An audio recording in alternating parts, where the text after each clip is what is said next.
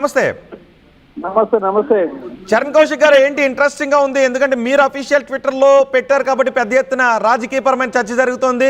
మీరు official Twitter లో పెట్టిన పోల్ కి 71% మంది ప్రజెంట్ చెప్తాను ఫామ్ హౌస్ పాలన అని పెట్టారు. కొంచెం వ్యంగ్యంగానే కనబడుతుంది. 61% మంది ఫామ్ హౌస్ పాలన అన్నారు. 66% మంది ప్రజల వద్దకు పాలన అంటూ 33.9% మంది ప్రజల వద్దకు పాలన అంటున్నారు. ఏంటి మిస్ఫైర్ అయిందా మీరు పెట్టిన పోల్? కాదండి, ఇప్పుడు బీఆర్ఎస్ పార్టీ సోషల్ మీడియా నమ్ముకుంటున్నా కనపడతాం.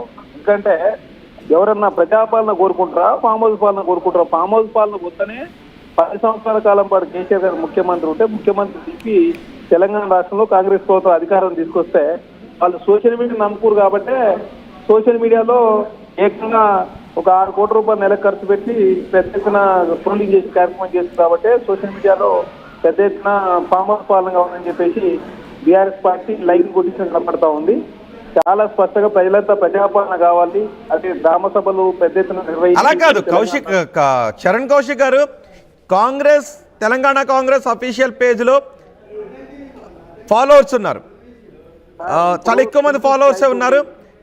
మీ అఫీషియల్ ట్విట్టర్ లో పెట్టిన పేజ్ లోనే 66% మంది ఫామ్ హౌస్ పాలన అంటున్నారు. మీరు బీఆర్ఎస్ అని రాయలేదు, పైగా ఫామ్ హౌస్ పాలన అని రాసేటప్పటికీ కూడా ఫామ్ హౌస్ పాలన అని కోరుకోవడంలో కారణం ఏంటనుకోవాలి సార్? ఇప్పుడు తెలుగు స్క్రైబ్ అని ఉన్నది, మీరు చూడండి, బీఆర్ఎస్ పార్టీకి సంబంధించి ఆల్ సోషల్ మీడియా ప్లాట్ఫామ్స్ అంతా కూడా తెలంగాణ కాంగ్రెస్ పార్టీకి సంబంధించిన అఫీషియల్ ట్విట్టర్ హ్యాండిల్ మొత్తం వాళ్ళు షేర్ చేసి వాళ్ళకు అనుకూలంగా మలుచుకునే ప్రయత్నంలో భాగంగా ఫామ్ హౌస్ పాలనకు ఓటు కనపడతా ఉంది చాలా స్పష్టం. ఒకసారి మీరు చూడండి, తెలుగు స్క్రైబ్ కానీ బీఆర్ఎస్ పార్టీకి సంబంధించినటువంటి అఫీషియల్ కానీ బీఆర్ఎస్ పార్టీకి సంబంధించిన అఫీషియల్ లీడర్లంతా కూడా ఫామ్ హౌస్ పాలన మీద వాళ్ళ లైకులు కొట్టింది కాబట్టి, అంటే వాళ్ళు కావాలని మీరు పెట్టిన పోల్ ని వాళ్ళు కావాలని మేనేజ్ చేశారంటున్నారా మీరు? వాళ్ళు సోషల్ మీడియాలో యాక్టివ్ ఉంటారు కాబట్టి సోషల్ మీడియా నెలకు 6 కోట్ల రూపాయలు ఖర్చు పెడతారు కాబట్టి వాళ్ళ పనే సోషల్ మీడియా, వాళ్ళ ప్రజలలో పోయి సచ్చేది లేదు కదా. ఓన్లీ సోషల్ మీడియా నమ్ముకొని కేటీఆర్ గారు సోషల్ మీడియా మీద అమౌంట్ ఖర్చు పెడతా ఉంటారు. దేశంలో అత్యంత కాస్ట్లీ ప్రాంతీయ పార్టీ మొన్న సెంట్రల్ ఎలక్షన్ కమిషన్ ప్రకటించి 1515 కోట్ల రూపాయలు బీఆర్ఎస్ పార్టీ అకౌంట్లో ఉన్నాయి. భారతీయ జనతా పార్టీ అకౌంట్లో 7,000 కోట్ల రూపాయలు ఉన్నాయి. కాంగ్రెస్ పార్టీ అకౌంట్లో 700 కోట్ల రూపాయలు మాత్రం. కాబట్టి వాళ్ళు సోషల్ మీడియా వేదికగా వాళ్ళ అకౌంట్ లో ఉన్నటువంటి అమౌంట్ ఇంట్రెస్ట్ వస్తుంది. ఇంట్రెస్ట్ మొత్తం ఒకవేళ అలా అనుకుంటే కాంగ్రెస్ నేతలు కూడా హ్యాండిల్ చేయగలుగుతారు కదా. ఇంకొకటి అంటే మొన్నే 26వ తారీఖునే మా నాయకులంతా ప్రజలలో ఉన్నారు, టీఆర్ఎస్ పార్టీలంతానేమో సోషల్ మీడియాలో ఉన్నారు కాబట్టి వాళ్ళు ఫామ్ హౌస్ పాలన కావాలని కోరుకుంటారు, ప్రజలంతా మాత్రం ప్రజాపాలన కావాలని కోరుకుంటారు. కాబట్టి ప్రజాపాలన మొన్న గ్రామాల్లో కూడా గ్రామ సభలు నిర్వహిస్తే పెద్ద రెస్పాన్స్ వచ్చింది. కాంగ్రెస్ ప్రభుత్వం ఇప్పుడు 4,50,000 ఇంధనం ఇవ్వబోతా ఉంది. అది కాకుండా రేషన్ కార్డులు కూడా 40 లక్షల రేషన్ కార్డు ఇవ్వబోతా ఉంది. అదే కాకుండా రైతు భరోసా 5,000 నుంచి 6,000 పెంచినాం. అదే కాకుండా రైతు కూలీలకు మేము 6 నెలలకు 6,000 రూపాయలు రాష్ట్ర ప్రభుత్వం ఇస్తుందని చెప్పేసి దేశంలో ఏ ప్రభుత్వం చేయని విధంగా 165 గ్యారెంటీలు అమలు చేసింది తెలంగాణలో కాంగ్రెస్ ప్రభుత్వం. మా ముఖ్యమంత్రి చాలా స్పష్టంగా చెప్పింది, అసెంబ్లీ రండి, ప్రతిపక్ష నాయకులు వస్తే నిరుద్యోగం మీద వైద్యం మీద.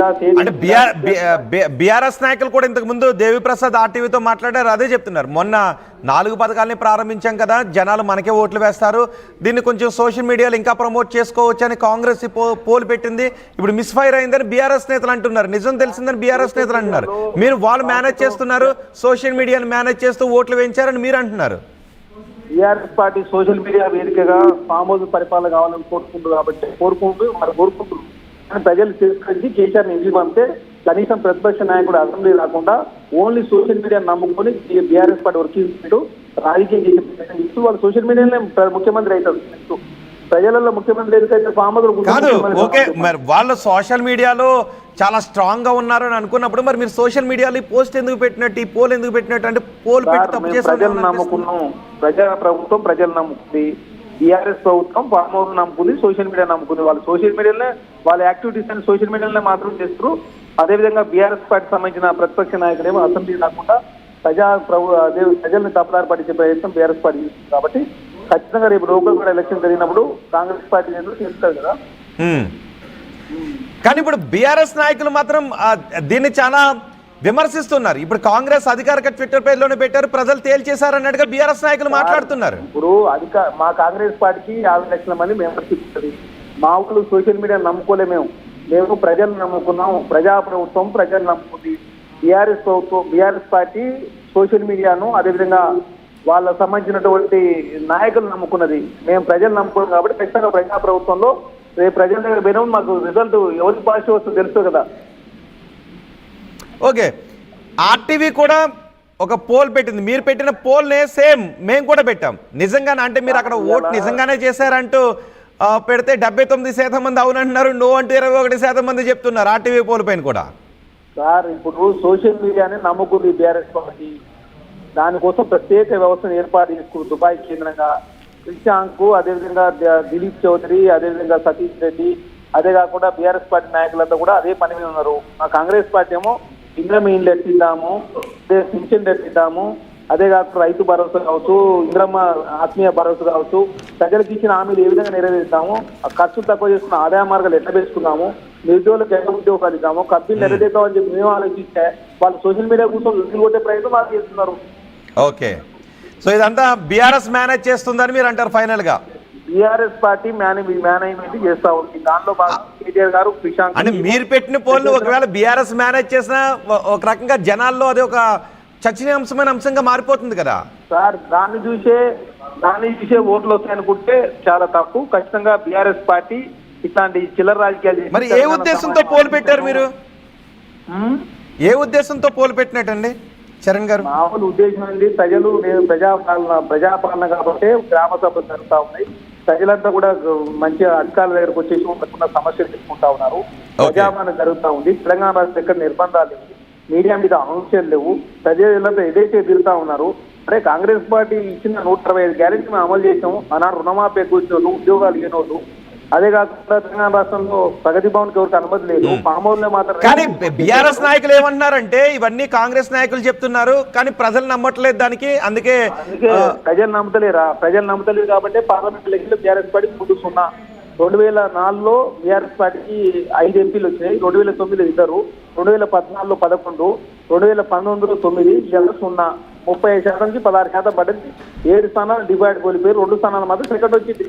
రేపు ఎలక్షన్ తెలిస్తే కదా బీఆర్ఎస్ పార్టీ కాంగ్రెస్ పార్టీ తెలిసిపోతుంది కదా ప్రజలకి. రైట్ చరణ్ కౌశిక్ గారు, మధు, ఎస్ ఇంట్రెస్టింగ్ గా ఉంది పోల్. మొత్తం రాజకీయ పరంగా కూడా పెద్ద ఎత్తున చర్చకు లేపింది. ఇటు ఆర్టీవీ పెట్టిన పోల్, సేమ్ పోల్ని ఆర్టీవీ కూడా పెట్టింది.